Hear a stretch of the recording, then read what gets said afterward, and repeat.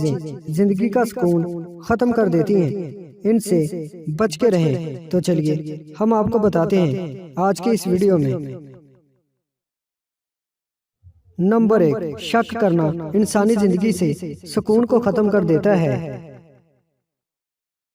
Number 2, हसद करने वाला इंसान जिंदगी में कभी हकीकी खुशी हासिल नहीं कर सकता। हसद करने वाले की जिंदगी से सुकून खत्म हो जाता है।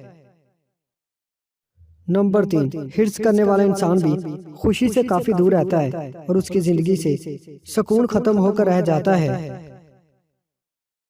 नंबर 4, बेसब्री ऐसी बुरी आदत है जो जिंदगी से सुकून को खत्म कर देती है। नंबर 5, अल्लाह पर मुकम्मल भरोसा न करना। जो लोग अल्लाह ताला पर मुकम्मल भरोसा नहीं रखते वो सच्ची खुशी से दूर रहते हैं और ऐसे लोगों की जिंदगी का सुकून खत्म हो जाता है। अल्लाह ताला हम सबको इन तमाम बुरी आदत से महफूज रखे, आमीन।